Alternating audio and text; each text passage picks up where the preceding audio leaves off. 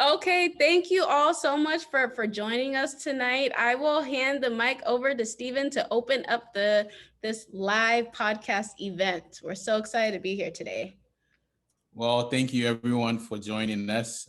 This is going to be a very, very fun and interactive episode. Just like Cass said, we're pretty much everywhere. So whether you're on Instagram, you should join the conversation in the comments, in the chat. If you're on Facebook, join us as well. We really want to make this very interactive.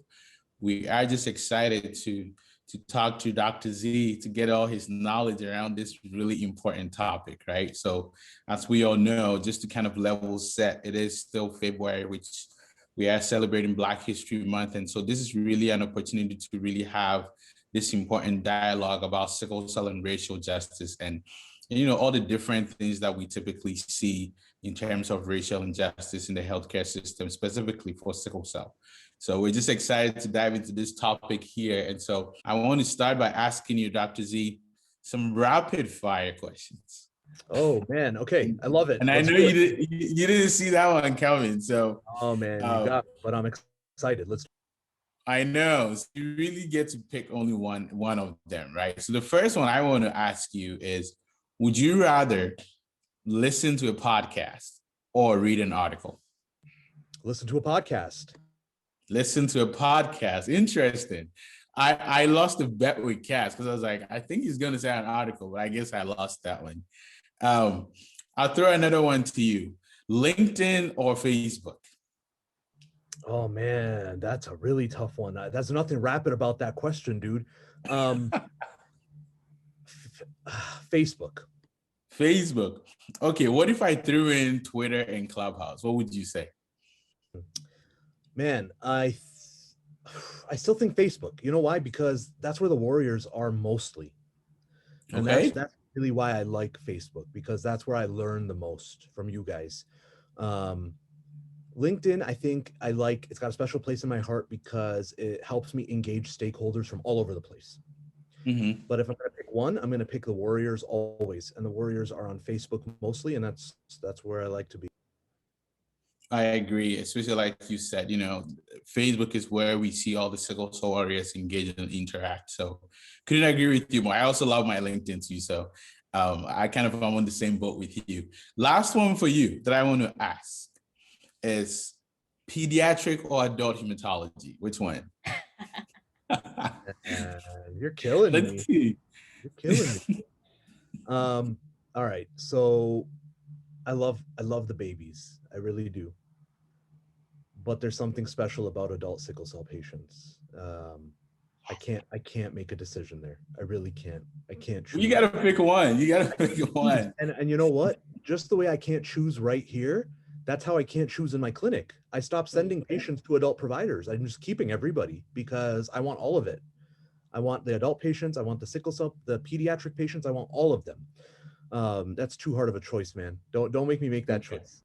All right, I'll let you pass on that. I know if you pick pediatric, you might get some backlash from the adult side, but I totally agree with you, right? It's kind of hard to pick because for me, peds transition to adults and you build a relationship with them. So it's really hard to kind of go back and forth with that. But that's good. We stunned you a little bit here. We went back and forth with this one, but I think you gave us some pretty good answers on that. All right, Cass, I think I'm going to turn it back over to you. Okay, yeah, so we'll go ahead and jump in. Thank you for being a trooper with those rapid fire questions. We know they weren't easy. We were actually chuckling to ourselves when we were making them. We're like, ha ha ha, we're gonna get him. So, but I guess to jump into things, tell us a little bit more about yourself, Dr. Zaidi. Who are you? Why sickle cell? I think that's the big question. Why does anyone choose sickle cell? And what do you do in the sickle cell space? Yeah, Cass, I mean, so first of all, my name is Ahmar Zaidi, and it's a lot easier to call me Dr. Z is the first thing. And that's sort of where that came from, right? My patients all call me Dr. Z. That's become my, I don't know, that's become my pseudonym, right? That's like what people call me these days. So with that said, I am a Canadian who was born in Windsor, Ontario, which is the border city to Detroit. And Windsor, Ontario is one of these places in Canada that's right next to the United States. So the United States doesn't really accept it as United States. Canada doesn't really accept it as Canada. So we're like in no man's land here. But it's basically a suburb of Detroit. Grew up there. I'm going to set the context here for you, Cass. My dad was a political science professor, and he got a job with the government of Canada, and his job was the race relations officer.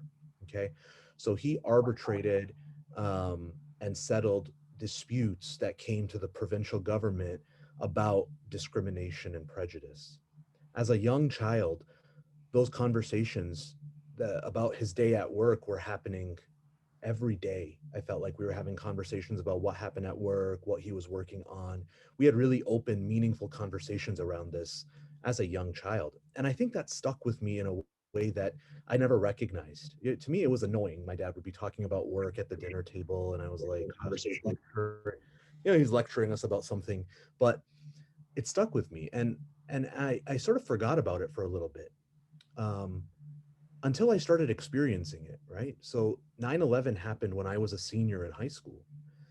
And I remember feeling for the first time not Canadian, right? Um, Shortly after 9/11, because I was suddenly the outsider. And I think that gave me a real insight into what many minority populations face, especially the Black community, as people who are made to feel as outsiders. That was my first wake up call, right? Where I was getting harassed every time I crossed the border. I was getting harassed every time I, tried to get into the United States or get onto a plane. It was a challenge suddenly. And then something really neat happened. I went to medical school in the West Indies. And that was the first time I got to see sickle cell disease. Now, simultaneous to this, Cass and Stephen, my sister had her first child, and she called me and she says his newborn screen came back positive for sickle cell. Okay. And up to that point, very similar to many others, even though I had a science background, I was like, wait a minute. I thought sickle cell disease is confined to the sub-Saharan African region, right? This only happens to Black people. And I was so wrong, right? As we all know, this is a global issue. This is not a color issue. This is a issue of um, human evolution, right, and human survival against this really terrible thing called malaria. Um, I go to the West Indies then with that framework in mind, and I get there in a developing country and get to see sickle cell disease for the first time with my own eyes in an environment with no resources, right? But I get to see a lot of respect for the disease itself, a lot of respect for the patient who's going through it. Yeah. Um, that was really important to me. I think that really set a base because when I came back to the United States, coming back to this developed country with all of these resources and expecting the best for sickle cell patients, but I come here training in oncology and hematology, and I get to see how rounds go on a leukemia patient, and I get to see how rounds go on a sickle cell patient. I get to hear how the history is told on a leukemia patient. I get to see how the history is told on a sickle cell patient. And this is all happening as I'm recognizing that medicine is not this beautiful art that we've made it seem. In America, medicine is protecting yourself from lawyers and fighting insurance companies, right? And I was starting to get burnt out a little bit. And I recognized that I'm going to need more. I'm going to need more than just a 9 to 5 clinic job and writing notes to make this matter. Um, and I realized that fighting against the structural racism that sickle cell patients deal with day to day is something that will get me out of bed in the morning, right? Medicine won't be enough to do that. That was an early recognition on my part. So as you guys know, 9 to 5, seeing patients in clinic in the hospital, 5 to 9, fighting the system, right? Tearing it down from the inside. That's how we ended up here. That's a really long answer to your really short question. Sorry. No, it was No, it's a beautiful journey. I'm sorry, Stephen. Do you want to say something? No, I was just gonna say, I mean, kind of, I think one thing that really stood out to me is, what drove that passion for you, right? And what got you into even consider a career in sickle cell, which is much needed. But I think all these stories, as different as it might sound, there actually is a lot of commonalities in here. You see a lot of disparities, and we all can relate to it in one way or the other. So I just think it's sad, but it's also very refreshing to hear that inspiration behind that story. Thanks, man. I appreciate that. Yeah, you're welcome. One thing I know, we're going to talk a lot about all these different racial disparities, which I think even for you've actually even highlighted some for yourself. But I want to ask you, it's Black History Month, and there's a lot that has happened in this past 2020. So what does Black History Month mean to you? And I'll follow up and ask you, does it feel a little bit different to you this year versus other years? Yeah, so that's a really loaded question. Look, the the immigrant community that came to America in the 60s and 70s, right? The Asian community, as they immigrated here, we owe a great debt to the Black community because the Asian community comes to this country at a time when the Black community had sort of fought for everything, right? Had already bared the brunt of it, had already taken all the falls, right? And then this Asian community comes to this country that has had a civil rights movement and has fought for voter rights and has raised the bar a little bit, right? So we come into this really cushy sort of situation where we're set up for success. And I feel like we owe that success to the Black community. I feel a great debt for that. Black History Month, yes, feels different this time around, right? It does. So there's two ways to answer that. I guess yes, it does, and no, it doesn't. Mm. Because this woke culture, this quote unquote woke culture that we now have this year, for sickle cell physicians, for the sickle cell community, man, it's no surprise, right? Yeah. Like, yeah, COVID came and COVID decimated minority populations, it decimated the Black communities everywhere. The sickle cell community knows this. We've been talking about this. We've been telling people we don't have enough. There's not enough here. We're set up for failure. Like, this is not new. This shouldn't be news to anybody.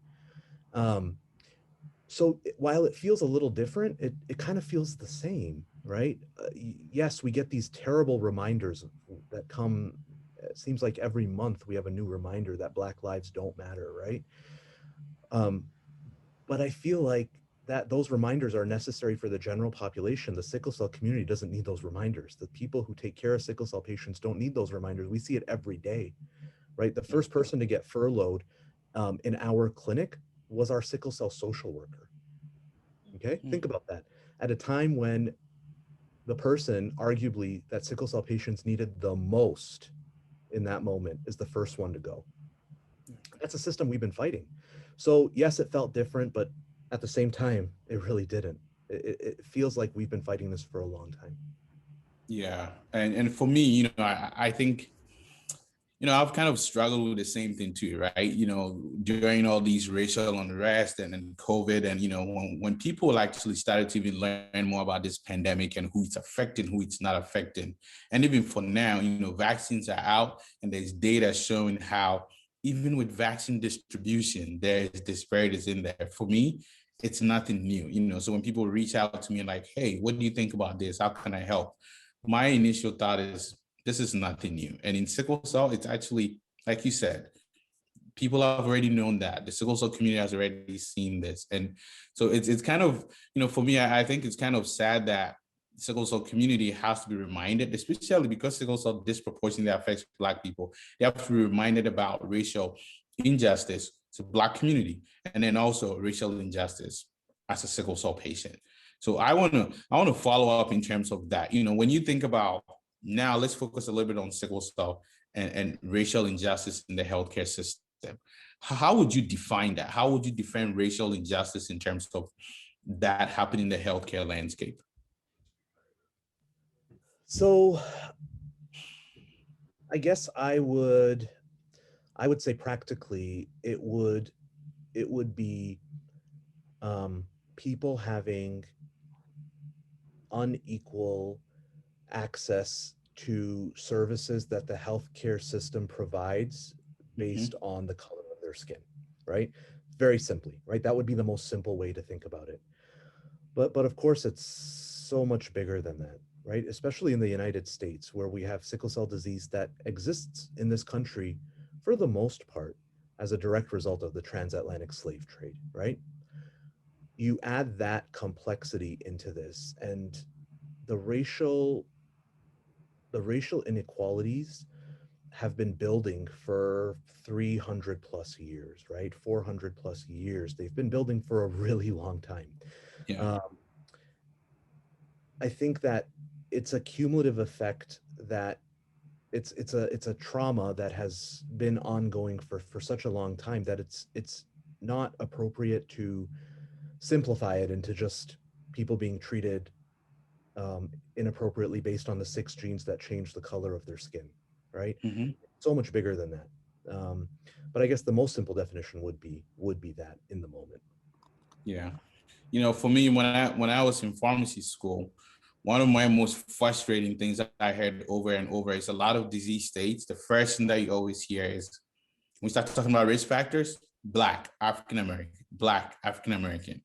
And a lot of me and my colleagues, especially those of us who are minority, were always like, this really doesn't make sense. Why don't we drive to the root cause of all of these different things? And but yet it's like always that's the only thing that most teachers and healthcare providers will talk about.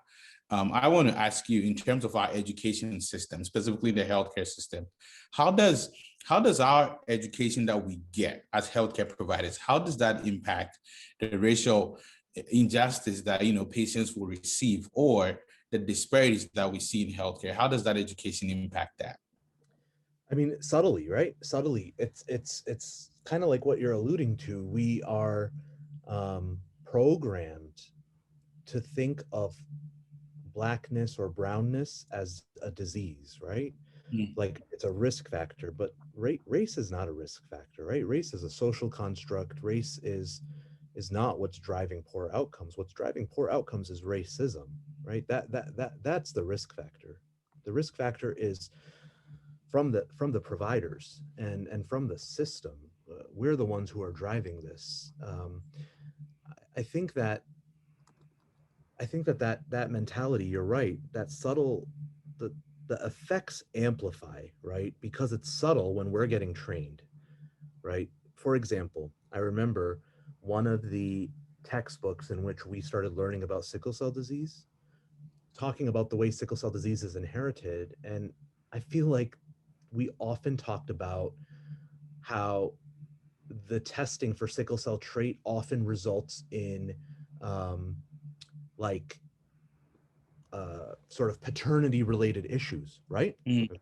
This isn't a medical textbook, right? This isn't a medical setting. We're talking about this. So like that's a subtle cue, but that's really not a subtle cue, right? That's Yeah. building this like story in the back of these medical students that this is I mean, there's so many other examples that you can have of that, right? It doesn't have to be sickle cell disease, but of course it's a brown and black disease. So we're going to talk about this.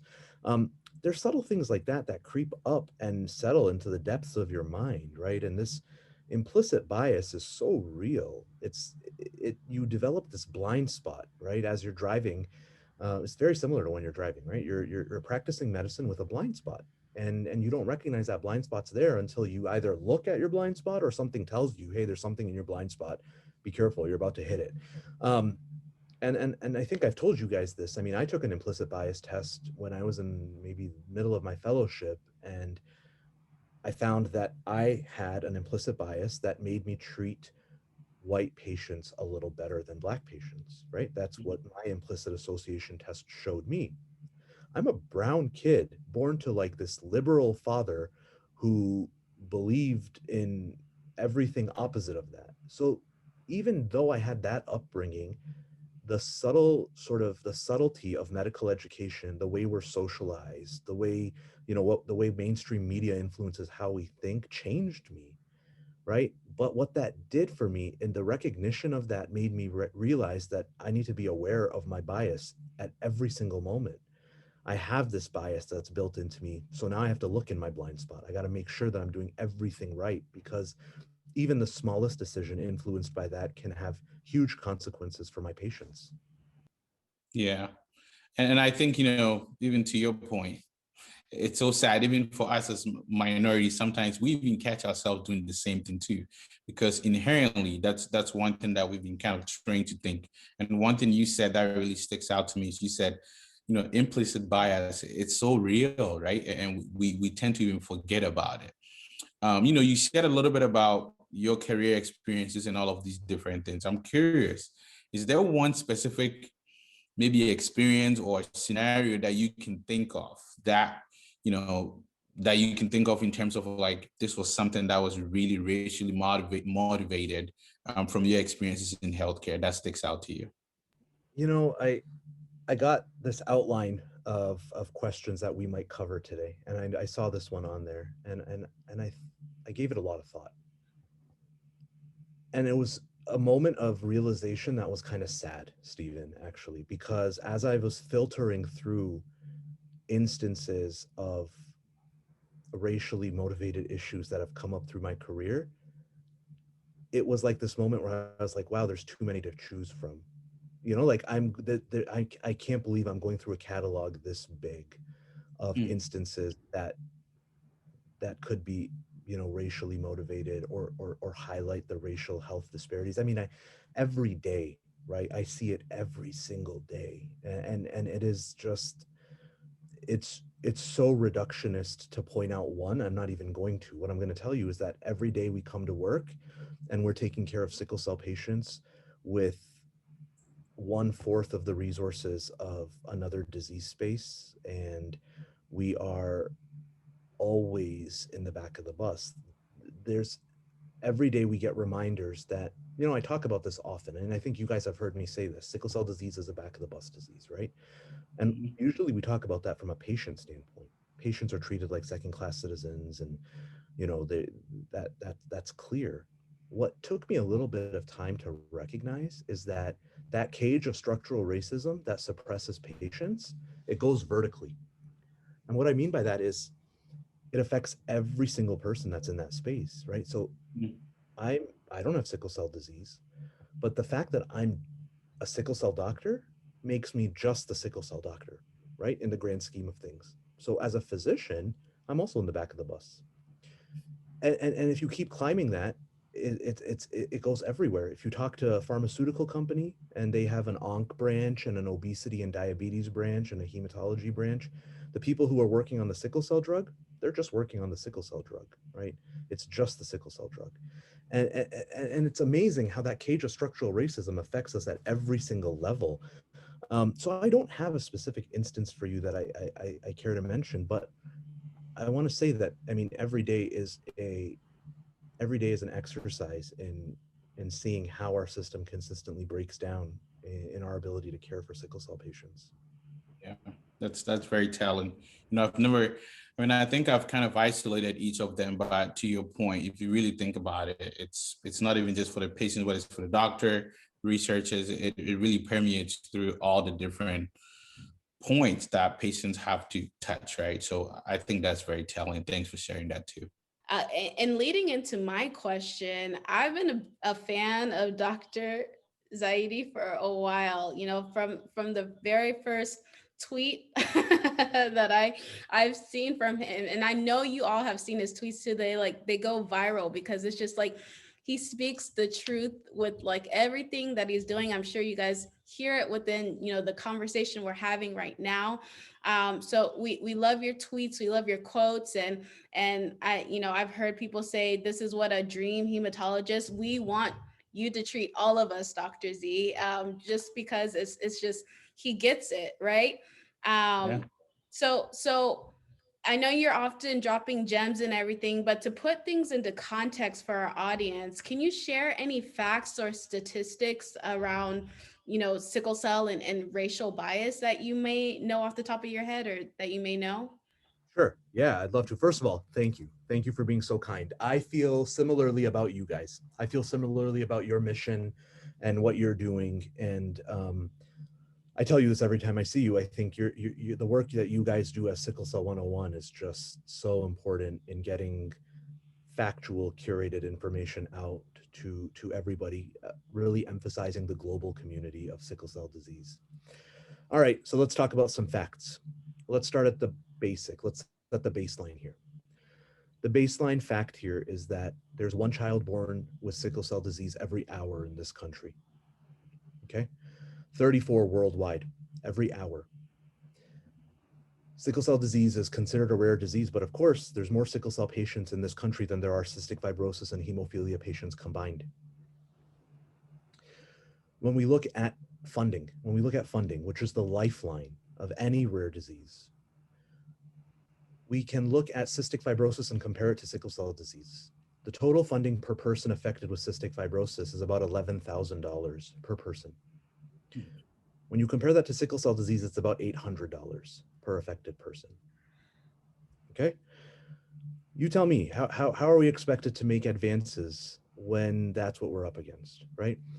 Let's dive in a little deeper. Let's look at the data from my friend Sheetal Jacob at Riley Children's Hospital. She did a survey of ER providers at her institution. Bold, super bold move, right? To go to your own ER and say, let's do a QI and then let's publish the data and let everybody know how much work we have to do. So she did.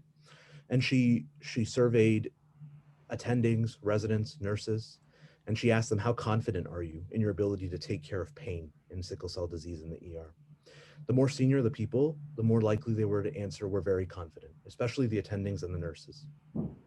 Then she asked them, how often do you use labs to gauge pain?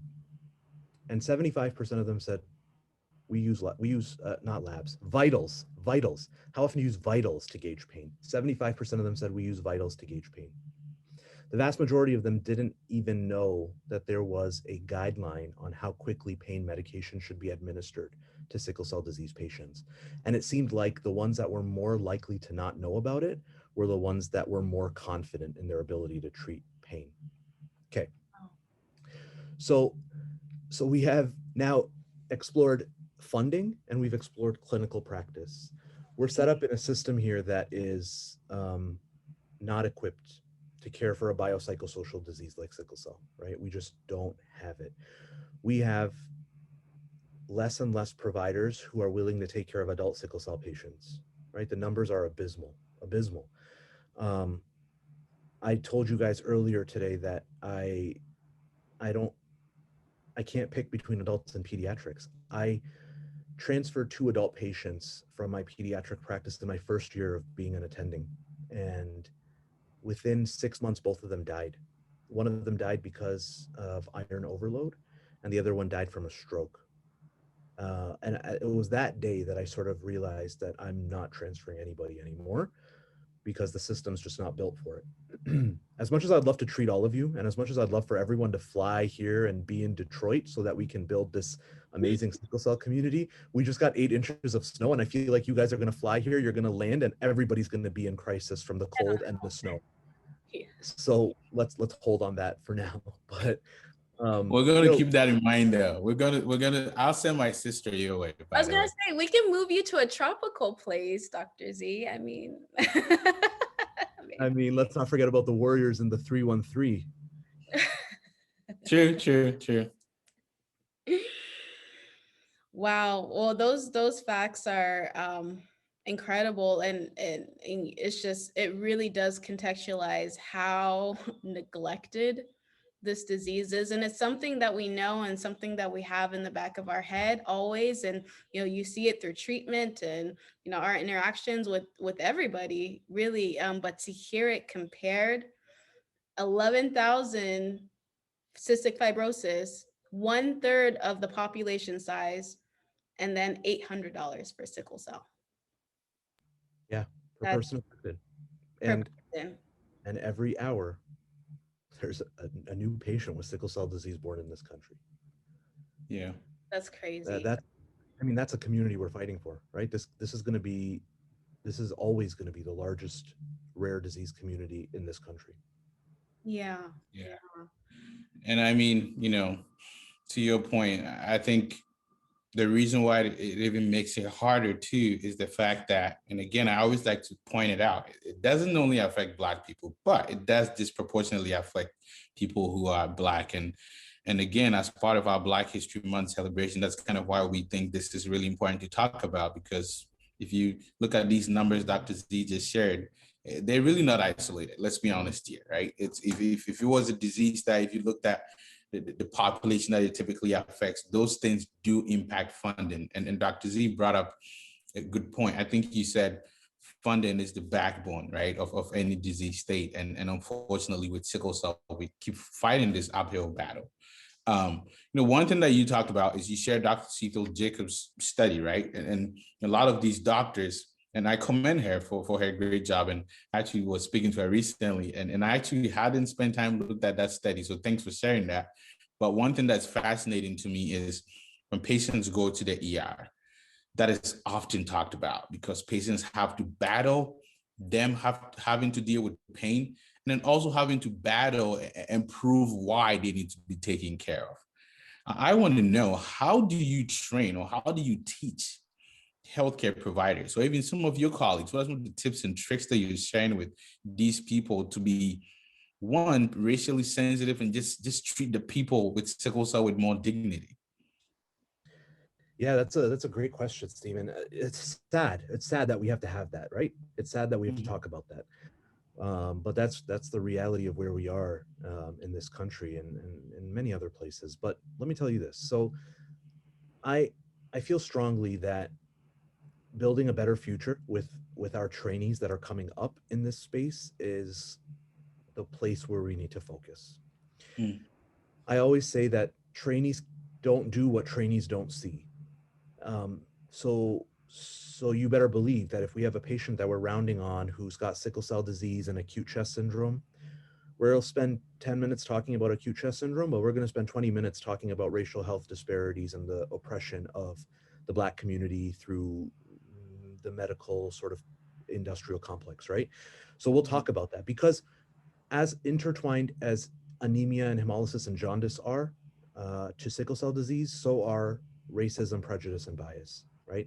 And you can't treat sickle cell disease without talking about that. So I feel very strongly about making this a point on rounds when we round on sickle cell disease patients. That is something that I hold dear to my heart, something I talk about openly with all of my residents and medical students. When it comes to people who've been in practice for a long time, to me, what has been most effective has been helping them understand that when we talk about bias in physicians, when we talk about prejudice in physicians, I know that that conversation doesn't go well. I frame it with I language, right? Me. So I tell them about me. I tell them about my bias and how I recognize that based on my implicit association testing, I treat white patients better than Black patients based on my implicit association testing. And that changed me as a physician, right? I open with that because I think when they hear that, it comes from a place of not attacking. It comes from a place of, oh, okay, well, this guy's telling me that he has a bias too. So either this guy's crazy or maybe he's onto something, right? Um, that conversation goes a little bit more positively. I've had mm, that conversation with administrators. I recently, without getting into the details, I recently had a conversation with some high-ranking administrators in my hospital, and um, that's how the conversation started. The conversation started with me framing it that I have a bias, and I'm just trying to acknowledge my own bias. So when you see advocacy from me, it's coming from a place of me recognizing that I'm not doing enough for my minority patients.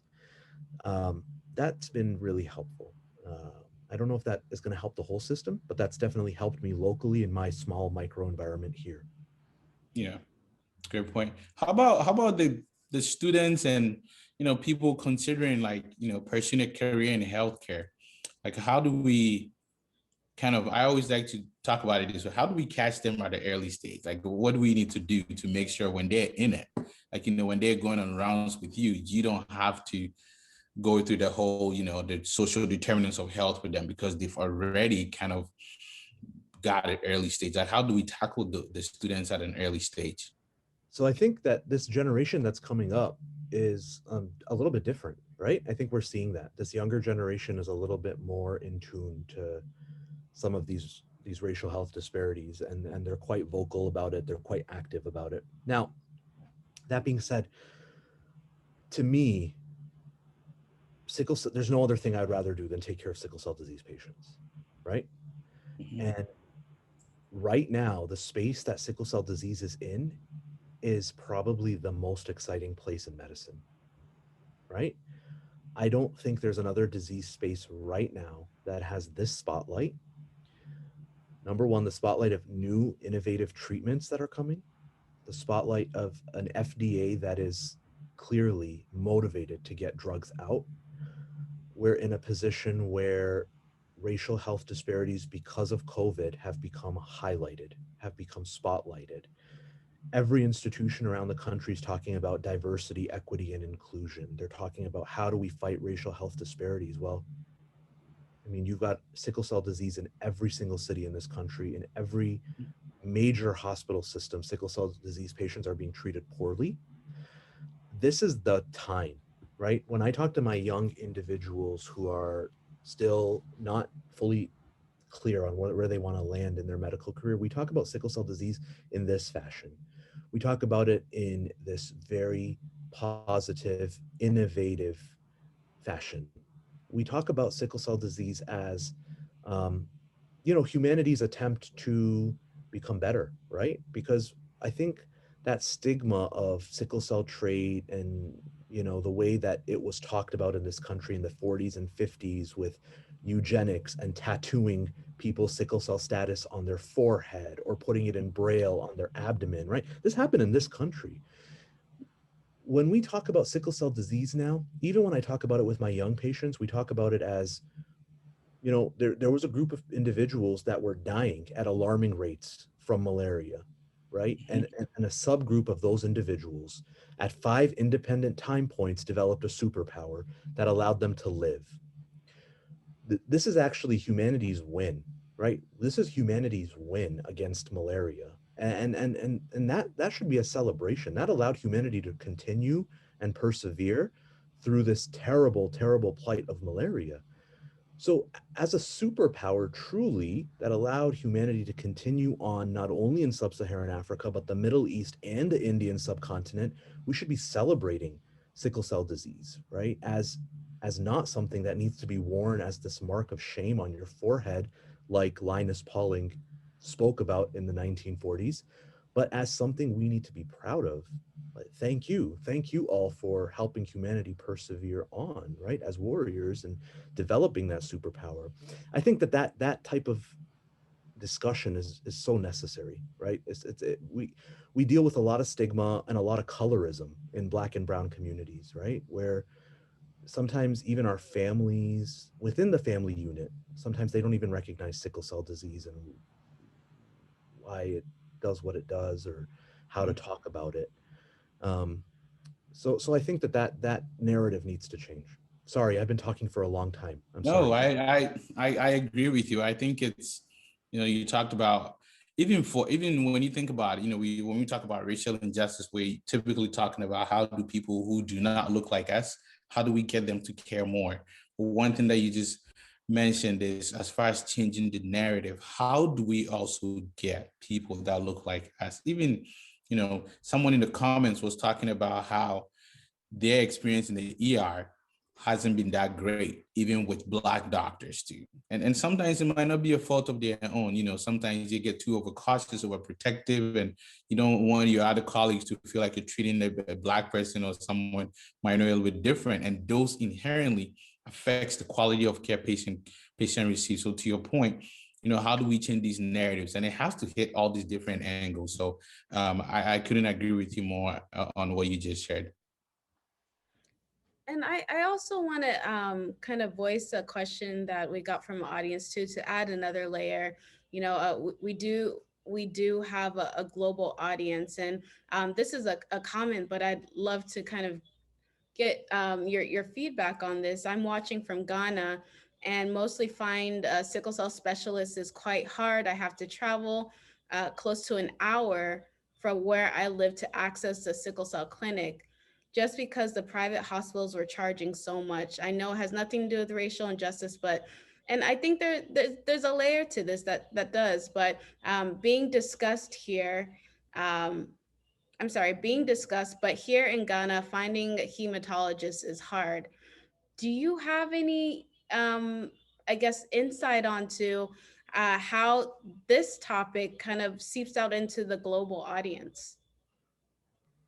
Yeah, I mean it's challenging everywhere, right? I think that um, I don't have a good answer to that, honestly. I come from a country where newborn screening for sickle cell disease doesn't happen, right? And we have a pretty high carrier rate. So I recognize that this is an issue globally. That, we have this very American and Eurocentric view sometimes of sickle cell disease, and the truth is that that only affects 5% of the sickle cell patients, right? So that lens of the 95% is completely different, and we have a lot of work to do. We have a lot of work to do for those warriors. This is going to be, even if we get things right in our country, we're going to have a long battle ahead of us to make sure that we get health equity everywhere else. Unfortunately, that's the best answer I have. I don't really, I think that that's something that should weigh heavily on all of us. And every single lecture I give for sickle cell disease to students, trainees, industry, I always talk about the fact that we need to recognize that if we solve the problem here, we still have a huge task ahead of us.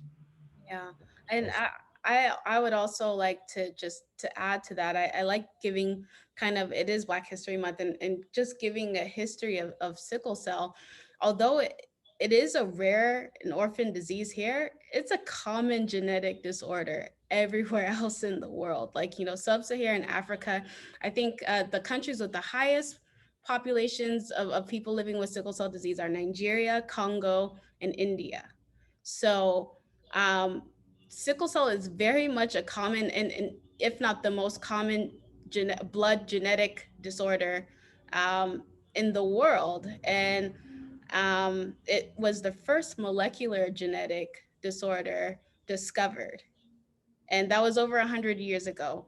So that means other disorders, similar to sickle cell disease, have been discovered and have more treatment options available than sickle cell does. So we're only dealing with four different, I think it's four FDA approved here in the US, not not to talk about, all the, what's available outside of the US. And so I think that speaks volume just on a global platform to me of where we are and where sickle cell is prioritized on a global scale.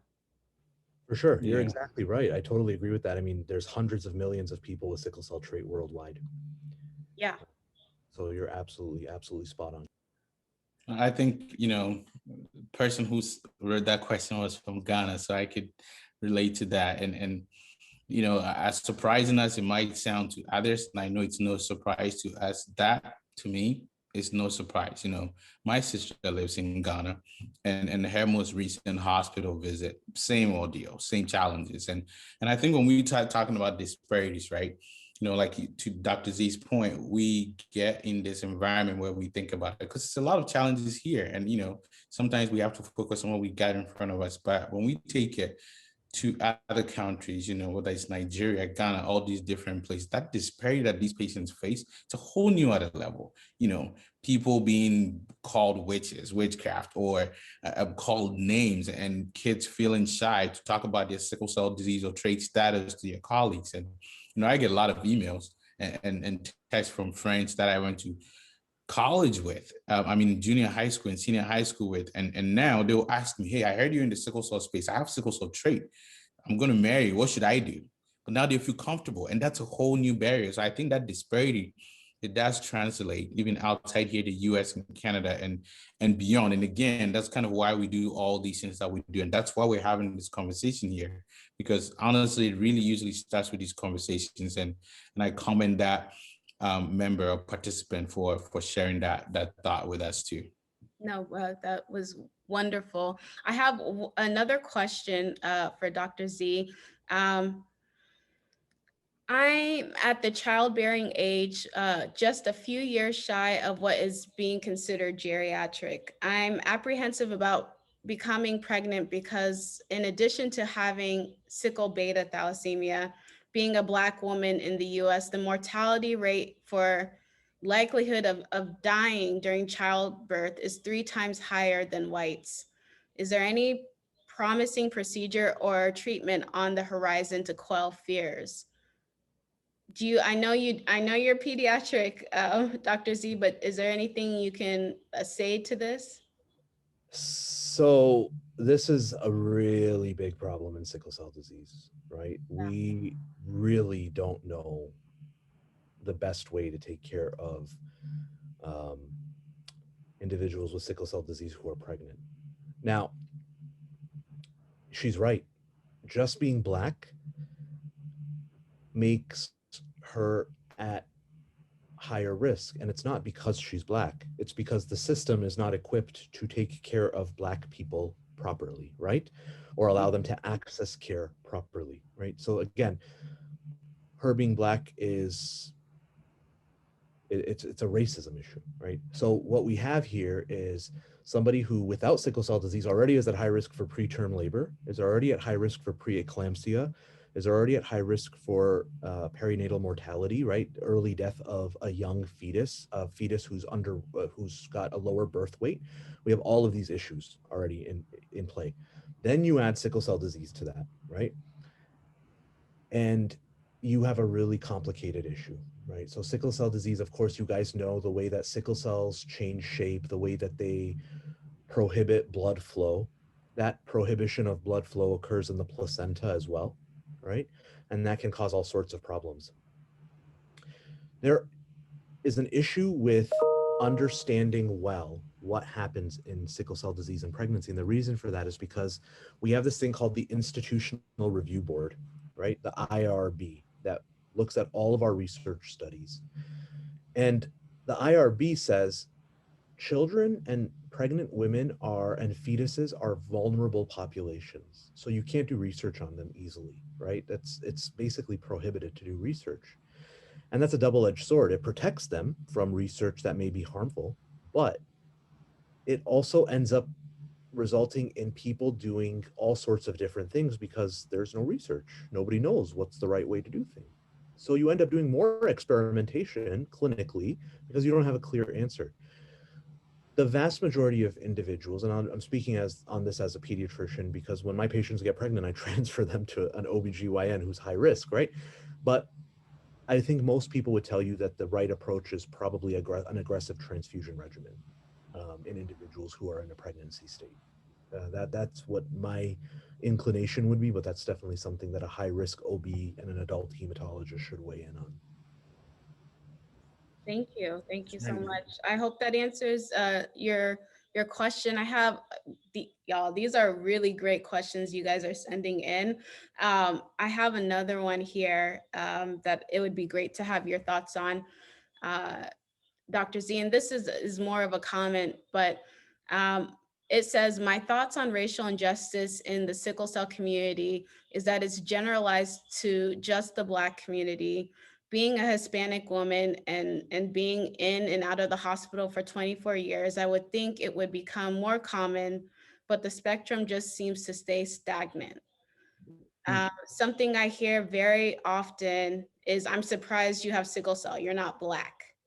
So, sickle cell disease is predominantly in the Black community, but because of that, I do realize that if I do not, eh, if if I do not be admitted into my usual hospital, I'm usually the one telling doctors how many milligrams of medicine that I need in order to alleviate the pain crisis just a bit. So, just would you mind commenting on the minorities within the minority, and just what are your thoughts on just that spectrum, because sickle cell is not just a Black disease. um what are your thoughts on that? Yeah, it's super interesting. Yeah. I have you guys. I can tell you that I get messages, like I get like 5, 6, 10 messages a day from sickle cell warriors who are in some dilemma somewhere.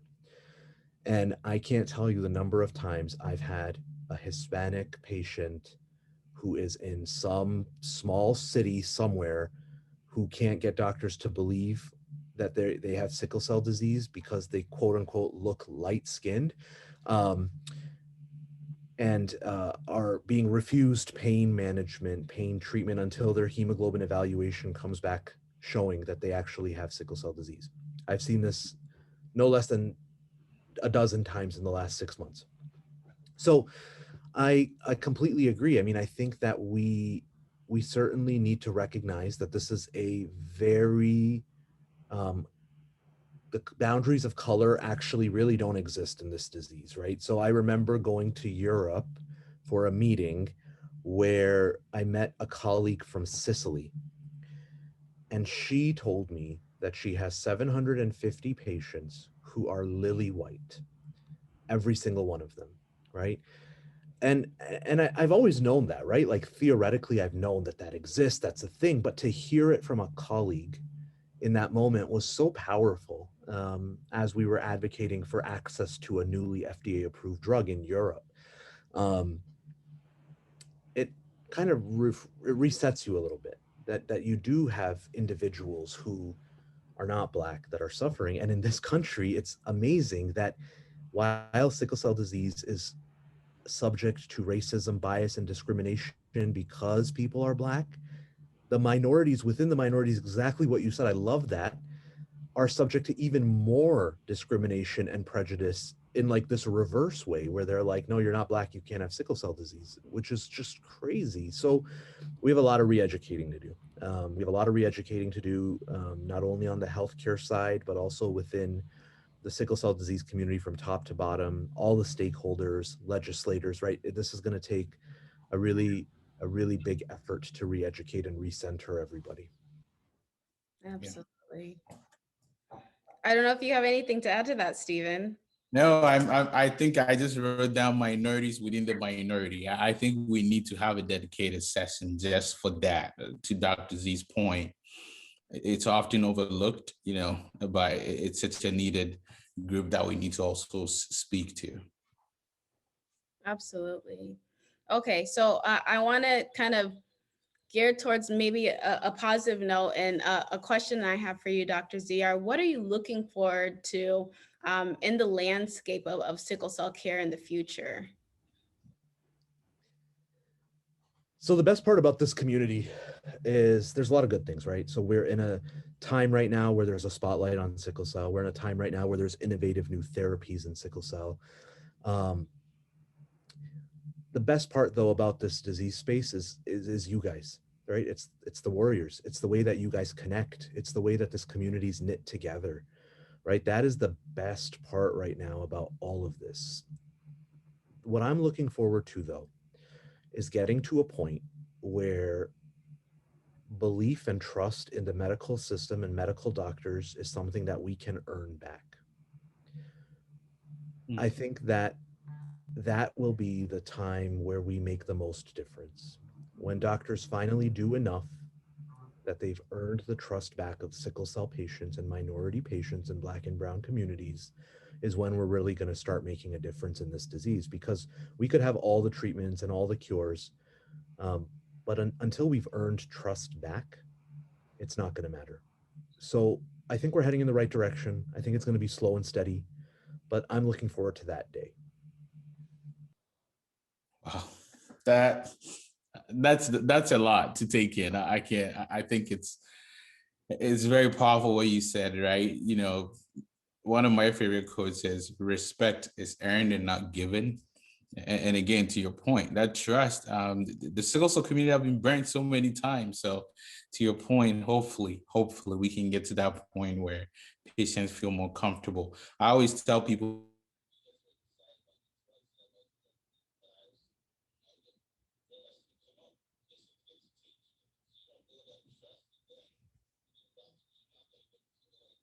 forget it. It's null and void. So I couldn't agree with you more, and hopefully we can get to that point. I want to ask you, For those of you who do not know, Dr. Z has this amazing podcast called Cheat Codes. I'm not going to spoil it. So I'll let you speak more about Cheat Codes. Tell us more about it, what it's about.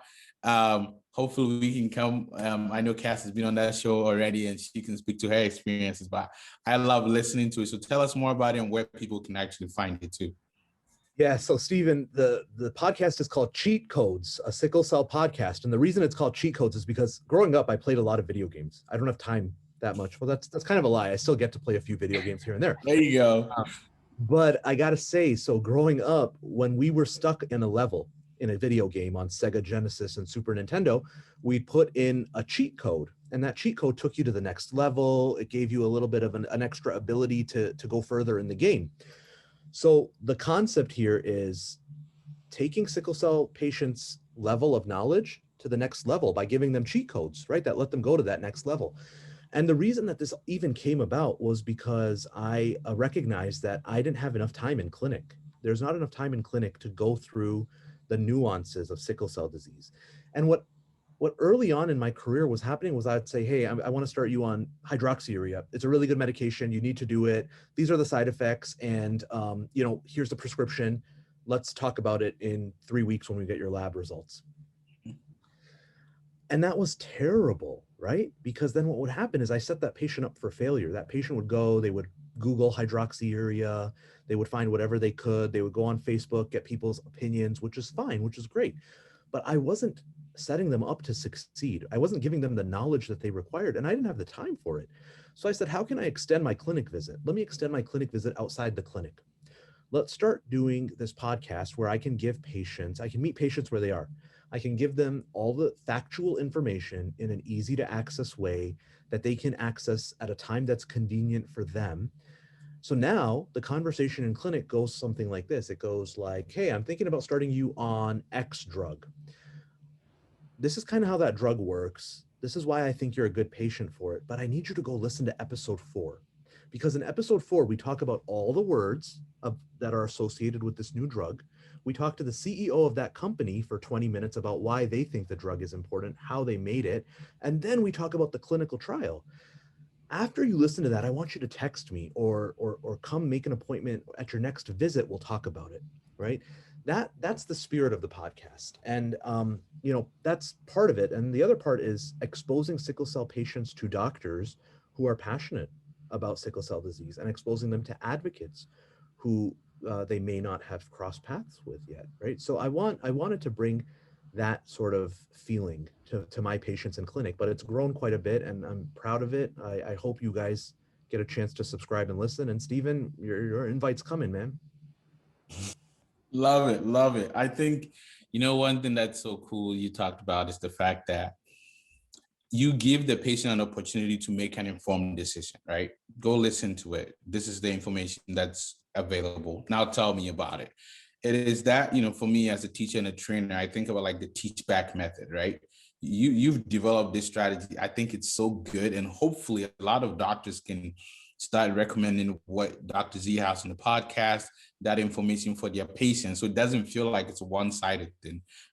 So where can people find this podcast? Where is it available? I need all this inside scoop because I think it's too good to pass up.